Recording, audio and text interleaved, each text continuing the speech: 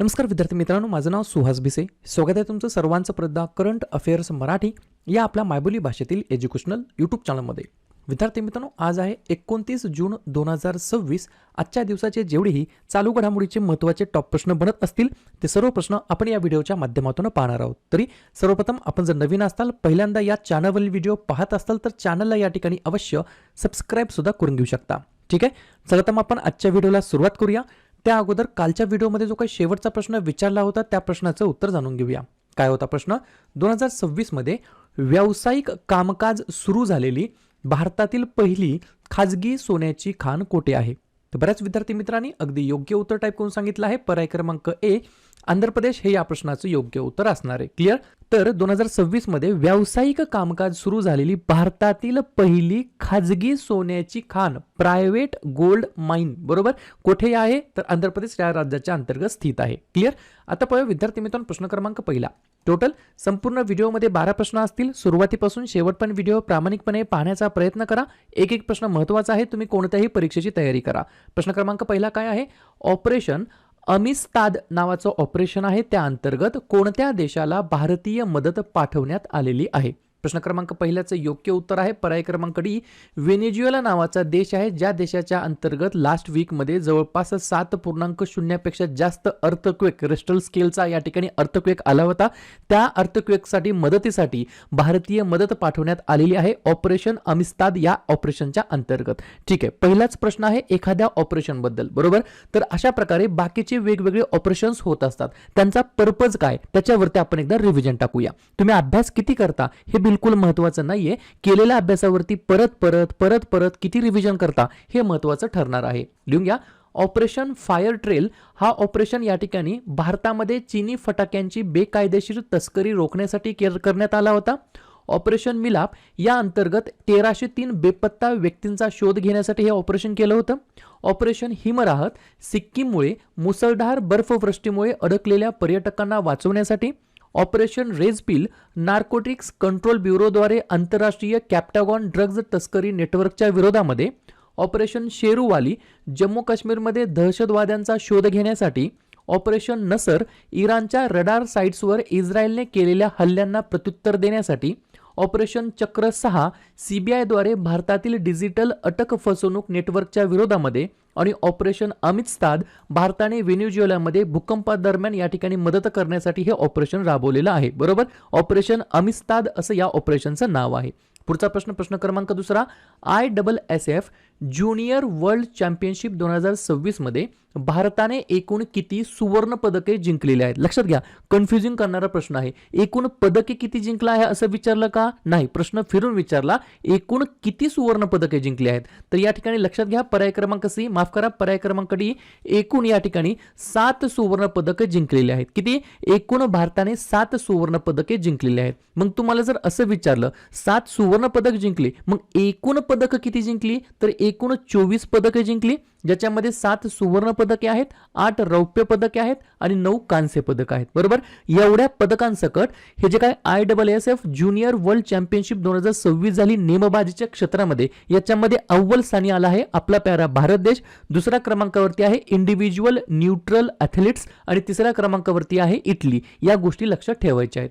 मग आपल्या भारताने जे काही 7 सुवर्ण पदक जिंकले त्यांची नावे सुद्धा तुम्हाला लक्षात ठेवायची आहेत, जसं की सेजल कांबळे, भारतीय महिला संघ, समीर, रोहित कन्यान, प्रीतम केंद्रे, अभिनव देशवाल आणि सांघिक जोडीमध्ये शांभवी क्षीरसागर आणि अभिनव शॉ बरोबर. अशा 7 वेगवेगळ्या जणांनी या ठिकाणी सुवर्ण पदक जिंकलेलं आहे. आणि ही जी काही चॅम्पियनशिप झाली होती ही जर्मनीमध्ये आयोजित करण्यात आली होती. क्लिअर? या सगळ्या गोष्टींची जी काही माहिती असते ती आपण आपल्या ईअरबुक मध्ये दिलेली आहे. उद्या शेवटचा दिवस आहे. 1 जुलैला आपली ई बुक लॉन्च होणार आहे. जानेवारी 2026 ते जून 2026 6 महिन्याची PDF आपली या ठिकाणी लॉन्च होणार आहे बरोबर. या PDFचा इंडेक्स मी तुम्हाला दाखवतो, 1 मिनिट लागू द्या, परंतु तुम्हाला लक्षात येईल की नेमकं PDF मध्ये काय भेटणार आहे आणि या PDFचा नक्कीच तुम्हाला येणाऱ्या सर्व प्रकारच्या परीक्षांमध्ये फायदा होणार आहे.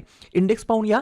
जानेवारी, फेब्रुवारी, मार्च, एप्रिल, मे आणि जून या 6 महिन्याचे प्रत्येकी या ठिकाणी 150 चालू घडामोडीचे संभाव्य प्रश्न, त्याच्या व्यतिरिक्त काही 18 ते 20 पॉइंट्स दिलेत ज्याच्यामध्ये वन लाइनर प्रश्न उत्तर तुम्हाला मिळणार आहेत. जसं की महाराष्ट्राचं मंत्रिमंडळ, केंद्राचं मंत्रिमंडळ, महत्त्वाच्या नियुक्त्या, योजना, पुरस्कार, प्रथम घटना, क्रीडावरील प्रश्न, शिखर परिषद, युद्ध सराव, निर्देशांक, जनगणना, पुस्तक आणि लेखक, आंतरराष्ट्रीय पुरस्कार, महत्त्वाचे दिवस आणि त्यांचे थीम्स, पाणथळ स्थळे, जागतिक वारसा स्थळे, 2026 मध्ये झालेल्या एक्झाम्समध्ये आलेले काही चालू घडामोडीचे प्रश्न, हे सर्व पॉईंट्स तुम्हाला एकाच पीडीएफच्या अंतर्गत मिळणार आहेत. पीडीएफचे या ठिकाणी एकूण 74 पान आहेत. ही गोष्ट मला लक्षात ठेवायची आहे.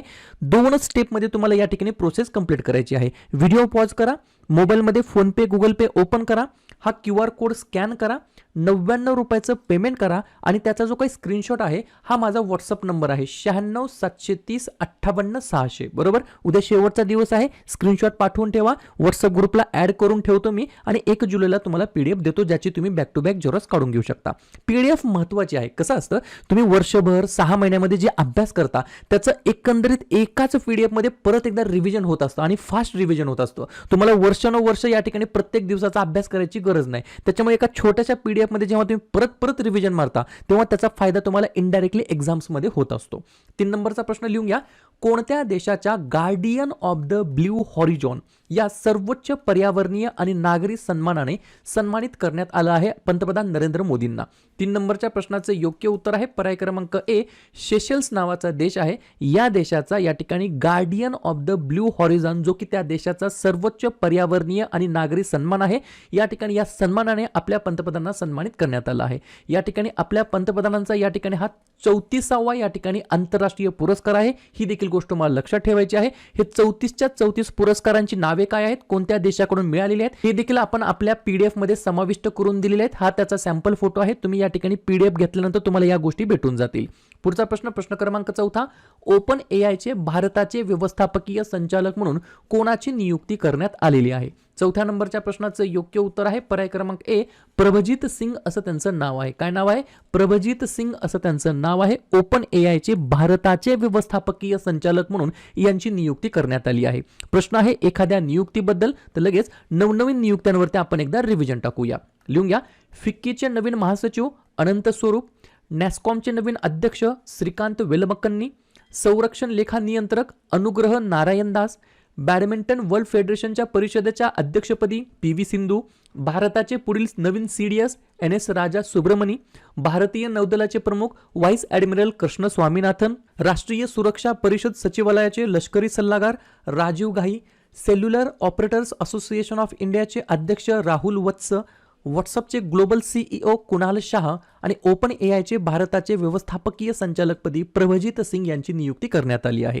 ठीक आहे. पुढचा प्रश्न, प्रश्न क्रमांक 5, स्वदेशी नेव्हिगेशन प्रणाली गगन याचा वापर करून विमान उतरवणारी टिंबटिंब ही देशातील पहिली विमान कंपनी ठरली आहे. 5व्या नंबरच्या प्रश्नाचं योग्य उत्तर आहे पर्याय क्रमांक डी, इंडिगो पेंट्स हे इंडिगो पेंट नाही, इंडिगो एअरलाइन हे या प्रश्नाचं योग्य उत्तर असणार आहे. लक्षात घ्या. स्वदेशी नेव्हिगेशन प्रणाली गगन या सिस्टमचा वापर करून विमान उतरवणारी इंडिगो एअरलाइन ही देशातील पहिली विमान कंपनी ठरली आहे. तुम्ही म्हणताल याच्याबद्दल काही थोडीशी माहिती लिहा. लिहून घ्या. भारतीय विमानतळ प्राधिकरण आणि इस्रो यांनी संयुक्तपणे ही GPS aided geo augmented navigation प्रणाली विकसित केली आहे, ज्याचं नाव आहे गगन. बरोबर. आणि गगनचा फुल फॉर्म काय? GPS aided GEO augmented navigation. ही भारताची पहिली SBS आहे. SBS म्हणजे काय? सॅटेलाइट बेस्ड ऑगमेंटेशन सिस्टम आहे. कोणी डेव्हलप केली आहे? इस्रोने आणि एअरपोर्ट्स अथॉरिटी ऑफ इंडिया, ज्याला मराठीमध्ये म्हणता येईल भारतीय विमानतळ प्राधिकरण, ज्याची स्थापना 1 एप्रिल 1995 झाली आणि ज्याचे वर्तमानमधील अध्यक्ष आहेत विपिन कुमार. या सगळ्या गोष्टी तुम्हाला लिहून घ्यायच्या आहेत. पुढचा प्रश्न, त्या अगोदर इस्रो देखील या ठिकाणी डेव्हलपमेंटमध्ये आहे, तर इस्रो बद्दल विसरून जायचं नाही. फुल फॉर्म लिहून घ्या. इंडियन स्पेस रिसर्च ऑर्गनायझेशन, मराठीमध्ये म्हणता येईल भारतीय अंतराळ संशोधन संस्था. स्थापना झाली 15 ऑगस्ट 1969ला.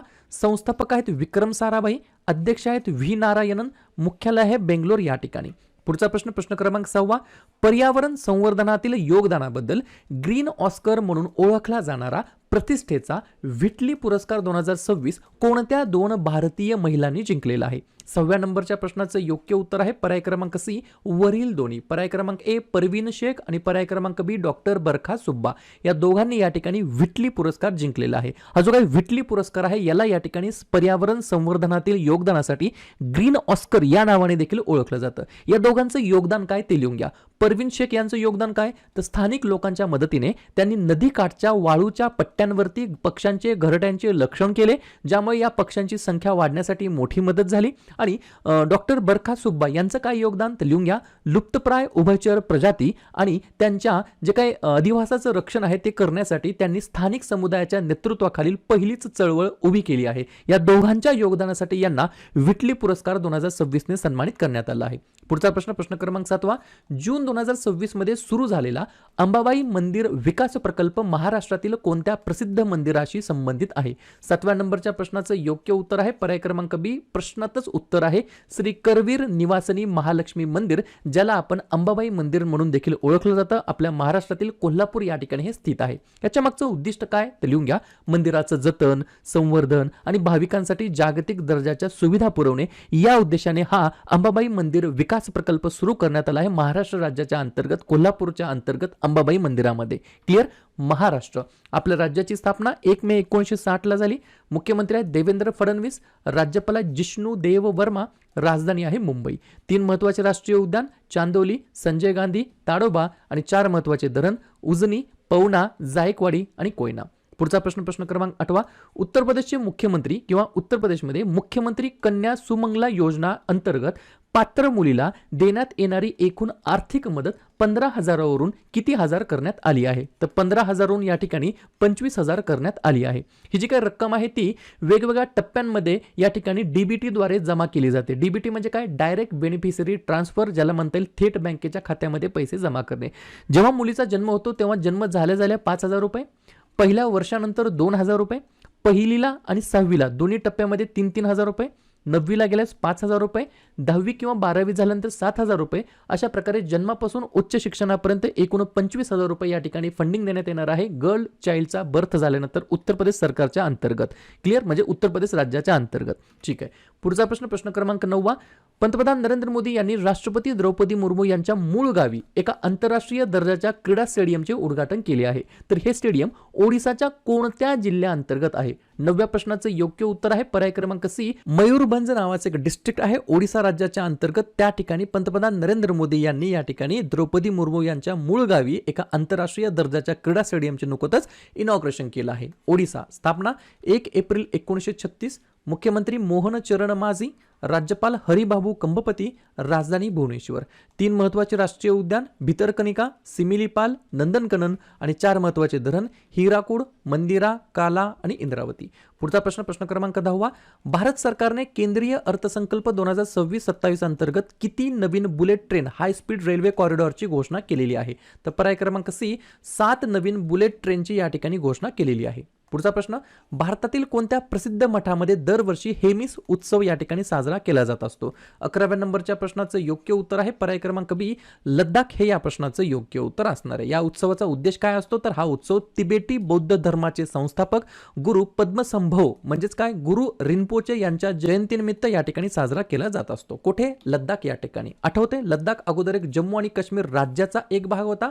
त्यानंतर ऑगस्ट 2019 मध्ये काय झालं भारतीय संसदेने कायदा केला ज्याद्वारे 31 ऑक्टोबर 2019 रोजी लद्दाखला आणि जम्मू काश्मीरला केंद्रशासित प्रदेशाचा दर्जा देण्यात आला. लद्दाखची राजधानी आहे लेह, कारगिल आणि वर्तमानमधील गव्हर्नर आहेत विनय कुमार सक्सेना. शेवटचा प्रश्न अर्मेनिया नावाचा देश आहे त्या देशाच्या पंतप्रधानपदी कोणाची पुन्हा एकदा निवड झाली आहे रिइलेक्ट ते झालेले आहेत. 12व्या नंबरच्या प्रश्नाचं योग्य उत्तर आहे पर्याय क्रमांक ए निकोल पाशिन्यान असं त्यांचं नाव आहे. क्लिअर. तर अशा प्रकारे विद्यार्थी मित्रांनो हे होतात 12 प्रश्न. उपक्रम कंटेंट हा जो काय प्रयत्न आपण सुरू केलाय मराठी भाषेमध्ये कसा वाटतो अवश्य कमेंट करत चला. आणि तुमच्यासाठीचा आजचा खास प्रश्न MSME दिवस म्हणजे सूक्ष्म लघु आणि मध्यम उद्योग दिवस दरवर्षी कोणत्या तारखेला साजरा केला जात असतो. 25 जून, 27 जून, 29 जून की 23 जून. तर ज्या पण विद्यार्थ्यांनी या प्रश्नाचं योग्य उत्तर येत असेल त्या प्रश्नाचं उत्तर तुम्ही कमेंट बॉक्समध्ये टाईप करण्याचा प्रयत्न करा. प्रश्नाचं उत्तर चुकू द्या बरोबर येऊ द्या काहीच हरकत नाही. ट्राय करणं प्रयत्न करणं सर्वात जास्त महत्त्वाचं आहे. आणि दुसऱ्या दिवशी येऊन आपण दिलेल्या प्रश्नाचं उत्तर हे बरोबर आलं की चुकलं हे दुसऱ्या दिवशी येऊन नेहमी चेक करणं अभ्यासामध्ये कन्सिस्टन्सी मेंटेन ठेवणं हे सगळ्यात जास्त महत्त्वाचं ठरणार आहे.